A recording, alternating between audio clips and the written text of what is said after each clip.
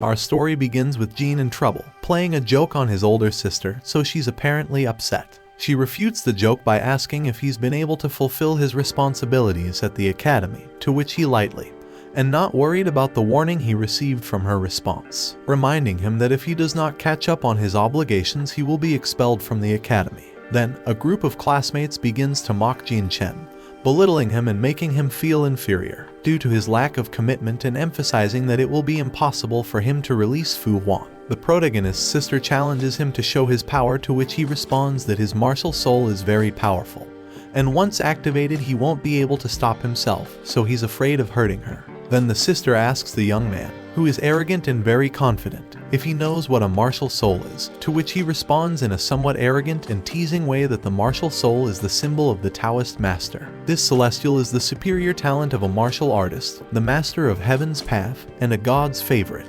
Once again, he mockingly echoes being a great master. Meanwhile, hearing all that, a young man named Azulin enters the scene and reminds Chen that he was hospitalized for 3 years and that his power level is lower than the rest of the others. In turn, Zulia confirms all of this, letting the young man know that he is nothing more than a simple loser, and challenges him to a fight to show him what real power is. And Chen accepts and ends up defeating Zulia in front of everyone, leaving them stunned and skeptical of what just happened.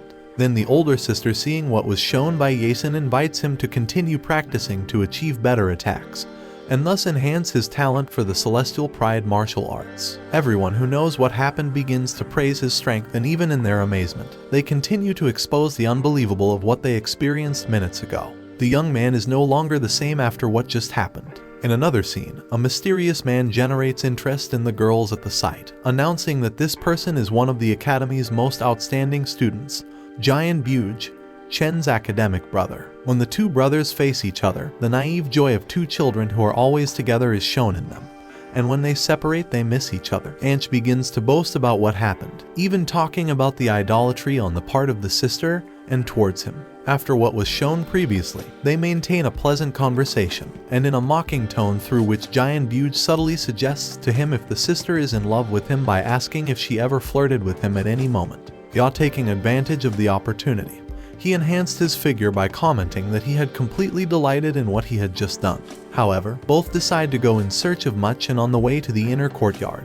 Upon arriving at the site, they come face to face with the image of the sister Sigua, who forbids them to pass and makes them aware of much. She doesn't want to get close to our trot. A verbal struggle between the brothers Yace and Ya against the sister begins, in which they throw obscene words with the intention of emotionally attacking each other when they hear the decision. She comes out to meet them and expresses to Chen that the best thing for them is to keep their distance, since they have grown up and are no longer the same as before, cutting off any attempt on his part towards her. Then, Janqi and brother Jianbu leave, with the latter advising him that he will regret that decision in the future. Finally, both brothers set out on the journey again, and on the way they decide to take a few minutes to weigh what happened with Mutual, when suddenly something happens that leaves the young man surprised by the book. The celestial writings fall into his power when he decides to open it, and discovers that all the information about the lineage is there. However, with his strength up to that point, he can only practice the first chapter. Although he recognizes that the practice is harmful since he can become aware of the Tai power, the young man executes it. Of course, something was his. That power was absorbing all the spiritual energy in the courtyard, and Jian Buge in surprise could notice how that place was left with nothing of energy. It turns out that the young man discovers that he has been chosen as a celestial master with complete attributes, and this is not normal in celestial masters, because they only dominate one attribute. For example, fire. Afterward, excited, he jumps for joy while Jian Buge is discouraged. He approaches him asking what was happening since he could not understand such emotion from our protagonist. The young man embraces him and assures him that from now on he will protect him on his part. He confirms that such a martial soul devours spiritual energy and is completely terrifying because in just a few seconds it could do such an action. Later, he did not hesitate to invite his companion to climb the mountain for training, because his goal was to improve his power before taking the exam. The perfect place to practice was Mount Kale. Once on the mountain, the young man began the practice by absorbing the true fire of the sun. Suddenly, his physical appearance began to change, resembling a man on fire. This is the second level of tempering, something that his brother took a day to achieve. The young man had achieved it in just minutes. Our protagonist, a thin and lightweight boy, was no longer there. Instead, he became an athletic, strong, and quite sophisticated boy. Ryuj couldn't believe what was happening and decided to start practicing, as if his brother keeps this up, he will soon surpass him. Before training, he saw that his companion had already passed the level, and Ryuj lets the young Jane know that it was incredible. He achieved in hours what he had achieved in months. After so much work, they decided to satisfy their hunger, but the young man could not be satisfied despite eating a first-rate bull.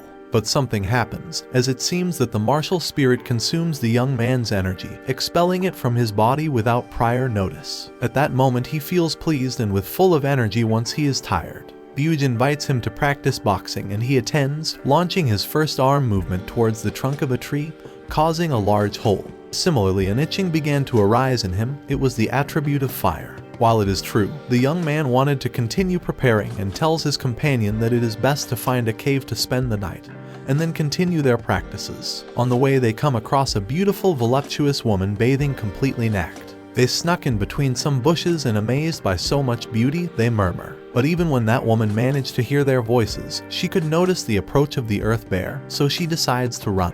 Vegito warns our protagonist and informs him that such a bear has the 8th level of corporal tempering, so it would be impossible to beat it. But he ignores it and runs towards that furious animal that was heading for that girl. The bear reaches the woman, and the children identify her. It was in the face of such a threat, the girl fights against the earth bear, and in an extraordinary way she knocks it down. The boys were amazed because their movements spoke for themselves. They were impressive. Now at the end of the battle, Ake praised Lynch's qualities, calling her a goddess. But it started to become quite uncomfortable discussion. She couldn't believe it. They were the ones who were watching her while she was bathing in the lake. But Chance only assured her that upon hearing such a commotion, they decided to come closer to find out what was happening.